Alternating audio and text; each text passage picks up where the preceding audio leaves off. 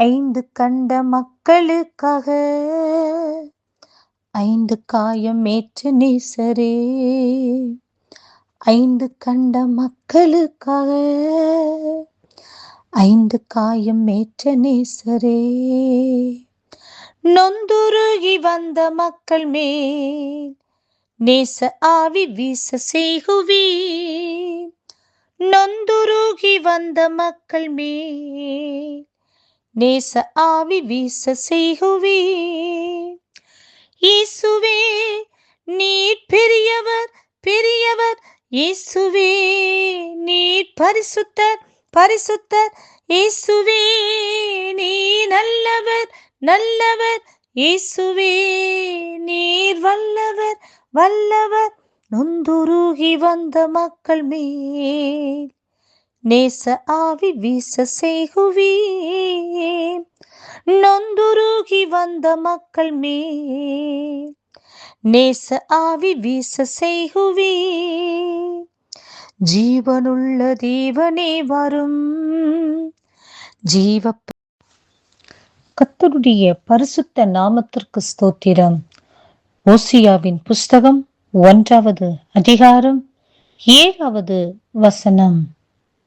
யூதாவின் வம்சத்தாருக்கோ நான் இரக்கம் செய்வேன். வில்லினாலும் பட்டயத்தினாலும் யுத்தத்தினாலும் குதிரைகளினாலும் குதிரை வீரரினாலும் நான் அவர்களை இரட்சியாமல் அவர்களுடைய தேவனாகிய கர்த்தராலே அவர்களை இரட்சிப்பேன் என்றார்.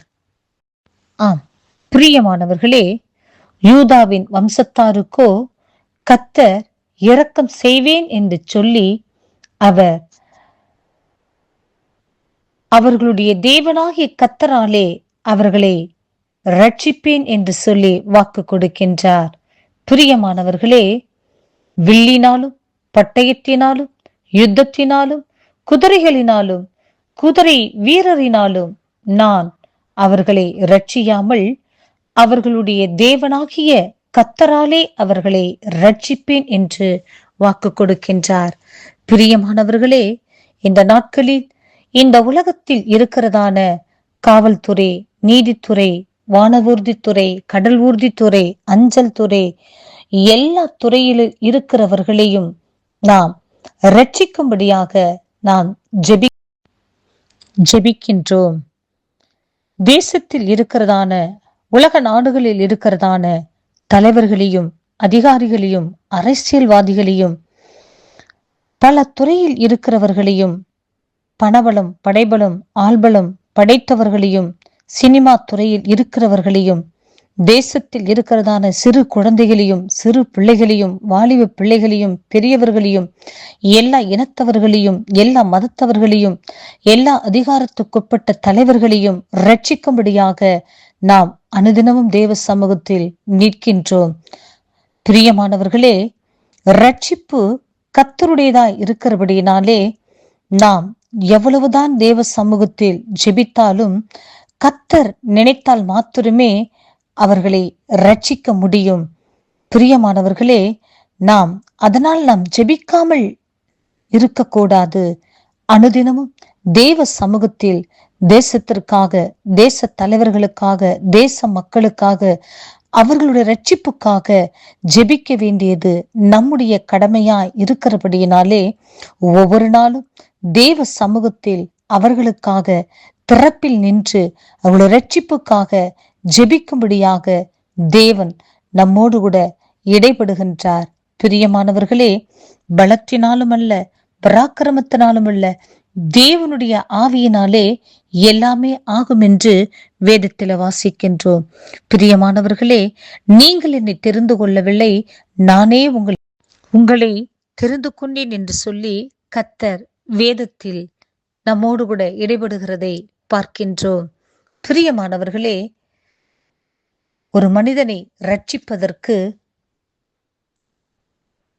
வில்லினாலோ பட்டயத்தினாலோ யுத்தத்தினாலோ குதிரைகளினாலோ குதிரை வீரரினாலோ ரட்சிப்பு கிடைப்பதில்லை, ரட்சிக்க முடியாது. பிரியமானவர்களே, நம்முடைய தேவ வல்லமையினாலே மாத்திரமே, அவருடைய இரக்கத்தினாலே, அவருடைய தயவினாலே மாத்திரமே ஒரு மனிதனுக்கு ரட்சிப்பு உண்டாகும். ஆம், மோசே எப்படியாய் இஸ்ரவேல் மக்களுக்காக திறப்பில் நின்று அவர் ஜெபித்தாரோ, அப்படியாய் நாமும் நம்முடைய தேசத்திற்காக, நம்முடைய பிள்ளைகளுக்காக, நாம் குடும்ப நபர்களுக்காக, ரட்சிக்கப்படாத மக்கள், அதிகாரிகள் ரட்சிக்கப்படும்படியாக அனுதினமும் தேவ சமூகத்தில் திறப்பில் நின்று நாம் ஜெபிப்போம் என்று சொன்னால் ரட்சிப்பு கர்த்தராலே வரும். ஆம் பிரியமானவர்களே, தேவ சமூகத்தில் ஒவ்வொரு நாளும், ஒவ்வொரு நிமிஷமும் தேசத்தின் ரட்சிப்புக்காக, ரட்சிக்கப்படாத நம்முடைய குடும்பத்தில் உள்ள உறுப்பினர்களுக்காக திறப்பில் நிற்போம். தேவனுடைய ரட்சிப்பை நம் பிள்ளைகளுக்கு, தேசத்திற்கு பெற்று தருவோம். பரலோக ராஜ்யத்திற்கு பங்காளிகளாக மாறுவோம். கர்த்தர் இந்த வார்த்தையை ஆசீர்வதிப்பாராக. ஆமேன்.